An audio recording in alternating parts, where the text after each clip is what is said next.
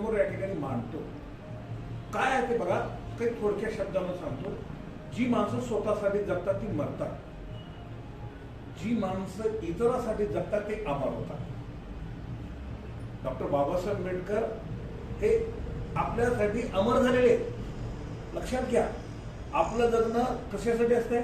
आपल्यासाठी, आपल्या परपंचासाठी, आपलं लेकरू, आपल्या बायको लेकर यांच्यासाठी. पण उगी कुणाचे आपण जयंती साजरी करत नाही, कुणाकडे तेवढा वेळ नाही. ज्या मानवाने संबंध जगाच्या घटनेचा अभ्यास केला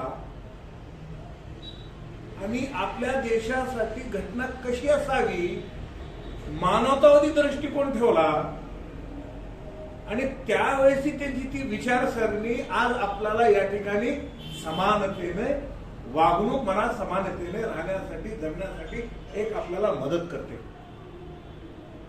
आंबेडकरांनी जो आपल्याला जो अधिकार दिलेला आहे, या देशातला मोठ्यातला मोठा कितीही श्रीमंत जरी असला तरी त्याला मतदानाचा एक हक्क आहे.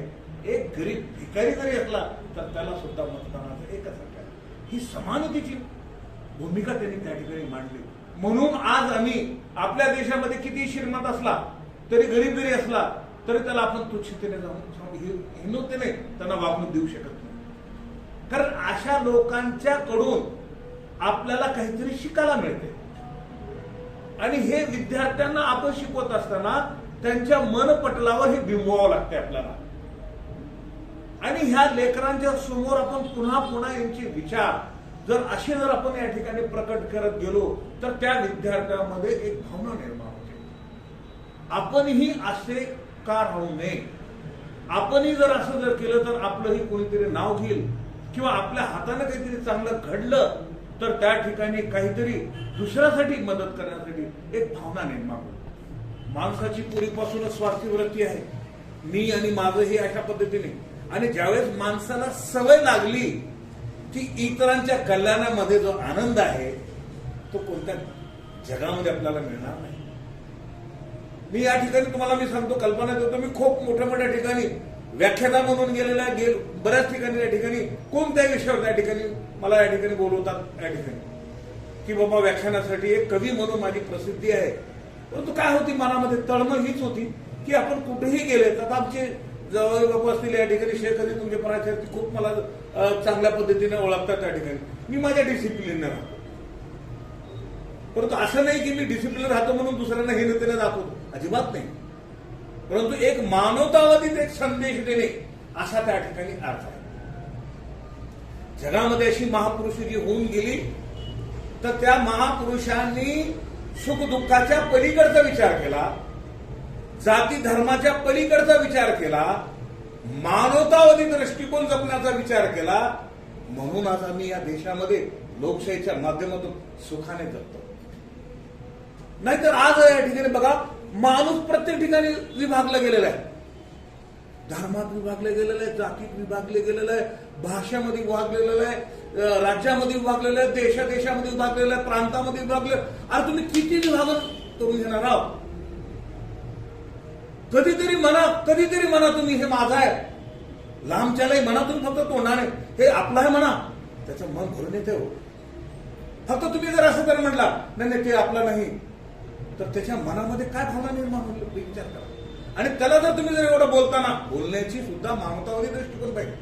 बोलण्यातून आपण जर असं जर म्हणायला त्या ठिकाणी हे आपलं आहे हो, बोलावं फक्त तुम्हाला, तुमची मित्र तयार होतात. लक्षात आलं का म्हणतो मी? कवी या नात्याने या ठिकाणी तुम्हाला या ठिकाणी गमतो.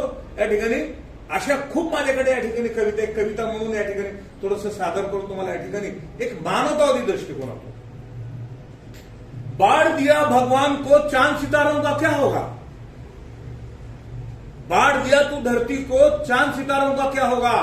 भगवान देवामध्ये वाटणी झाली, जमिनीमध्ये वाटणी झाली आपली, बरोबर आहे. बाढ़ दिया धरती को, चांद सितारों का क्या होगा? त्याला कसं करणार तू? कुछ शहरों के तुमने नाम बदले, कुछ शहरों के तुमने नाम बदले, उस शहर में रहने वाले हैं हिंदू मुस्लिम भाई भाई जैसे एक समान, उनके नामों का क्या होगा? शिव की गंगा भी पानी है, आबे जमजम का भी पानी है। उसे मुल्ला भी पिए, पंडित भी पिए, पानी का मतलब क्या होगा? उन फिरका परिषद से पूछेगा क्या सूरज भी अलग बनाओगे? फिरका परिषद म्हणजे जे धार्मिक धर्मांधतेचे विचार करण्याचे लोक, क्या सूरज भी अलग बनाओगे? एक हवा में सांस है सबकी, क्या हवा को भी बांटोगे? इंसानों का जो करे बंटवारा वो रहबर कौम का ढोंगी है। रहबर म्हणजे धर्मगुरु, धर्माचा प्रमुख असलेला। जर माणसामध्ये जर त्याने विभागणी करत असेल तर त्याचा ढोंगीपणा आहे। इंसानों का जो करे बंटवारा वो रहबर कौम का ढोंगी है।